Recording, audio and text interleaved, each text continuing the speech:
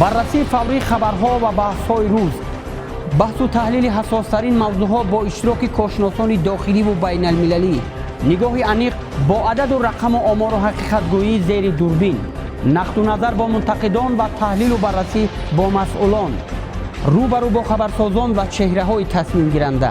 خبرنگاران ما با جسارتند و دید نواربرداران ما وسیع. ما حقیقت را با دلیل و آشکار بیان میکنیم، زیرا آزادی بیان با دلیل توأم است. جهان در جهان نما، روزهای شنبه با حافظ محمد علی.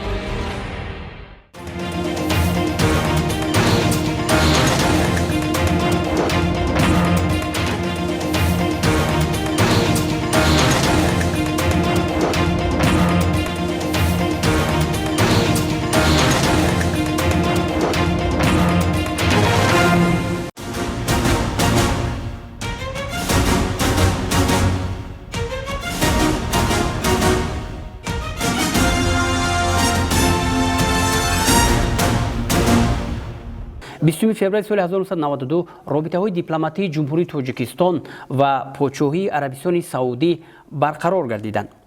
سفارت جمهوری تاجیکستان در ریاض ماه سپتامبر سال 2008 و سفارت پادشاهی عربستان سعودی در دوشنبه سال 2010 افتتاح یافت. می‌خواستم درباره همکاری‌های دوجانبه ظرف چند سال برقراری مناسبت‌های تاجیکستان و عربستان سعودی صحبت خود را آغاز می‌کردید. جهت فراهمسازی این مصاحبه تلویزیونی توسط شبکه جهان‌نما اظهار سپاس می‌نمایم. شاهیگری عربستان سعودی از اولین کشورهایی است که صاحب استقلالی جمهوری تاجیکستان را سال 1991 رسما شناخته. شاهزاده سعود الفیصل، سابق وزیر کارهای خارجی شاهیگری عربستان سعودی، ماه فوریه سال 1992 برای امضای پروتکل عاید به برقرارسازی مناسبت‌های دیپلماتی بین شاهیگری عربستان سعودی و جمهوری تاجیکستان برادر به شهر دوشنبه تشریف آورد. یکی از مهمترین دستاوردها در سمت مناسبت‌های دوجانبه این امضای سازشنامه همکاری بین شاهیگری عربستان سعودی و جمهوری تاجیکستان است که سال 2003 به امضا رسیده. چهارچوب عمومی همکاری‌ها اهمیت بازدیدهای متقابله، هماهنگسازی ساحه‌های سیاسی، اقتصادی و سرمایه‌گذاری را در بر می‌گیرد. اینچنین پرزیدنت جمهوری تاجیکستان محترم امامعلی رحمان 7 مراتب به شاهیگری عربستان سعودی تشریف آوردند. وقتهای اخیر شماره بازدیدها خیلی افزایش یافته. در رفت آن سازشنامه و یادداشت‌های حسن تفاهم به امضا رسانیده شد که روند همکاری‌ها را در سطح و ساحه‌های گوناگون پرغناوت می‌گردانند و ما برای امضای سازشنامه‌های گوناگون همکاری در آینده نزدیک مقصد در پیش گذاشته‌ایم. در گسترش توسعه همکاری‌ها تأسیس کمیسیه مشترک بین حکومتی عاید به همکاری‌های اقتصادی و تجارتی و علمی و تکنیکی چه اهمیتی دارد؟ چطوری که شما می‌دانید بانک اسلامی رشد از جمله شریکان رشد جمهوری تاجیکستان برادر به شمار می‌رود.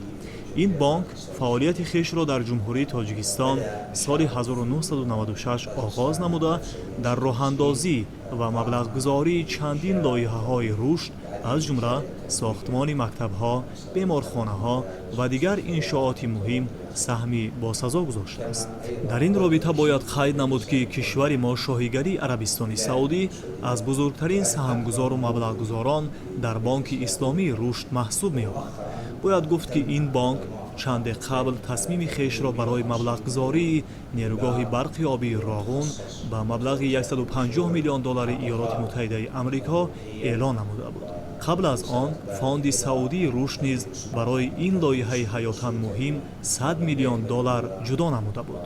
گفته‌های بالا البته هوسمندی و موقع شاهیگری عربستان سعودی را انعکاس نموده شریکی رشد خویش را با جمهوری تاجیکستان برادر توسط دستگیری و سهمگذاری در عملی سازی لایحه‌های رشد و استراتژی کشور از جمله بنیاد نیروگاه برق آبی راغون تاکید می‌سازد. тоҷикистон дар соҳаҳои истеҳсоли обҳои шомиданӣ, шарбатҳои табиӣ, асал, меваю сабзавоти барвақти тару тоза, хушкмеваҳо, мағзҳо, маводи ғизоӣ, коркарди маҳсулоти кишоварзӣ, маҳсулоти тайёри насоҷӣ, саноати коркард ва ғайра иқтидори бузург дошта метавонад ширкатҳои Арабистони Саудиро ба ҳамкорӣ дар ин соҳаҳо ҷалб намояд? ҳаҷми умумии маблағҳое ки Банки Исломии рушд барои ҷумҳурии Тоҷикистон тақдим намудааст, агар 150 миллиони охири онро ҳам ба инобат гирем, аз 800 миллион доллар хоҳад гузашт. инчунин ҳаҷми маблағҳои ҷудогардидаи Фонди Саудии рушд низ барои ҷумҳурии Тоҷикистон тақрибан 300 миллион долларро ташкил медиҳад. роҷеъ ба маҳсулоти кишоварзӣ, меваҳои тару тоза ва дигар маҳсулоти Тоҷикистон бояд гуфт ки соҳибкорони саудӣ ба ин навъи маҳсулоти баландсифат аллакай изҳори таваҷҷӯҳ намуданд. Як гурӯҳ соҳибкорони Арабистони Саудие ки ҷиҳати ширкат дар даври сеюми комиссияи байни ҳукуматии Арабистони Саудӣ ва Тоҷикистон 24 декабри соли 2022 ба шаҳри Душанбе ташриф оварда буданд, ин масъаларо бо соҳибкорони Тоҷикистон мавриди баррасӣ қарор доданд. ин масъала дигарбора дар форуми соҳибкорони шоҳигарии Арабистони Саудӣ ва ҷумҳурии Тоҷикистон ки 30 декабри соли 2023 дар ҳошияи форуми байналмилалии Душанбе баргузор гардид, мавриди муҳокима қарор гирифт. инчунин бархе аз соҳибкорони Саудӣ ин масъаларо бо ман шахсан баррасӣ намуданд. нақши мо низ барои ин кишвари дӯст лозима аст ва оянда сатҳи савдои дуҷонибаи байни ду кишварро бештар афзоиш додан мехоҳем. рушди бахши кишоварзӣ яке аз 4 ҳадафҳои асосии ҷумҳурии Тоҷикистон ба шумор меравад. соҳибкорони шоҳигарии Арабистони Саудӣ барои содироти намудҳои гуногуни меваҳои тару тоза, хушкмеваҳо ва дигар намуди сабзавот дар Тоҷикистон ҳавасмандӣ зоҳир намуданд ва дар ояндаи наздик ин маҳсулоти хушсифатро дар бозорҳои Арабистони Саудӣ хоҳем дид. ҳамонтавре медонем, охири моҳи майи соли равон дар шаҳри Риёд саммити сармоягузории иқтисодии давлатҳои Осиёи марказӣ ва халиҷ G5 GSS баргузор мегардад. омодагиҳо дар кадом сатҳ қарор дорад? оре, чунин форумҳои иқтисодиву тиҷоратии байнидавлатӣ бар партави тавсияҳои кумитаҳои муштараки дахлдор дар вақтҳои охир хеле ҳам фаъол гарида истоданд ва ҷонибҳо ҳамеша барои ҳузури фаъол дар чунин чорабиниҳо мароқи калон доранд. ва ин раванд албатта дар рушди ҳамкориҳои иқтисодии дуҷониба ва истифода аз имкониятҳои мавҷудаи кишварҳо саҳми арзанда хоҳад гузошт ва мо низ ҷиҳати амалисозии сифоришҳои роҳбарияти олии кишвар дар самти рушду густариши ҳамкориҳо дар соҳаҳои болозикр кӯшишҳо ба харҷ медиҳем. дар бораи тақвияти ҳамкории минбаъда, хусусан баргузории ҷаласаи навбатии комиссияи муштараки ҳамкории иқтисодиву тиҷоратии Тоҷикистон ва форумҳои сармоягузорӣ мехостам бештар маълумот медодед. рӯзи 29 май пойтахти Арабистони Саудӣ шаҳри Ар-Риёз мизбони як форуми сармоягузории муҳим, форуми сармоягузории давлатҳои Осиёи миёна ва шӯрои ҳамкории кишварҳои арабии халиҷи араб хоҳад гардид.